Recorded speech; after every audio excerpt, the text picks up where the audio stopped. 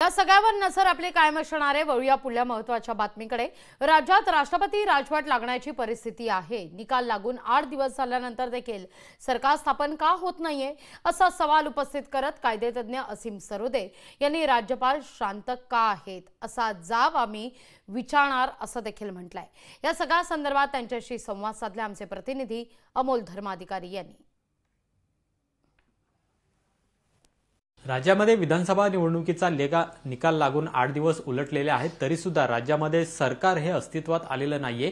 महायुतीला पूर्ण बहुमत मिळाल्यानंतरही सरकार स्थापन का होत नाहीये असा प्रश्न आता सर्वसामान्यांना सुद्धा पडू लागलेला आहे आणि त्यामुळे कायद्याच्या दृष्टीने अनेक प्रश्न आहेत सध्या विचारले जाऊ लागलेले आहेत। या सगळ्या विषयी बोलण्यासाठी आपल्या सोबत स्वतः असीम सरोदे आहेत, कायदेतज्ञ। काय वाटते तुम्हाला? 8 दिवस झालेले आहेत, अजून सुद्धा सरकार स्थापन होत नाहीये। इतके दिवस झाले तरी सुद्धा कोणी सरकार स्थापनेचा दावा केलेला नाही। राज्यपाल सुद्धा कोणाला विचारणा करत नाही की तुम्हाला सरकार स्थापन करता येणार आहे की नाही आहे, आणि तरी सुद्धा त्यांनी राष्ट्रपतींना शिफारस सुद्धा केली नाही की इथे राष्ट्रपती राजवट लावावी।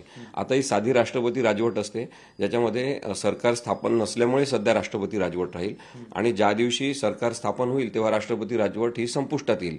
परंतु तसं न करता काळजीवाहू मुख्यमंत्री उपमुख्यमंत्री असं जर ठेवलं असेल तर ही संविधानिक नैतिकतेला हे धरून नाही असं माझं स्पष्ट मत आहे। 26 तारखेपासून आजपर्यंत राज्यपालांनी राष्ट्रपती राजवट का लावली नाही आणि त्यांनी काळजीवाहू मुख्यमंत्री असं म्हणून एकनाथ शिंदेंना का ठेवलं याच्याबद्दलचा कायदेशीर हिशोब त्यांना मागितला पाहिजे। तुम्ही याबाबतची मागणी करणार आहात?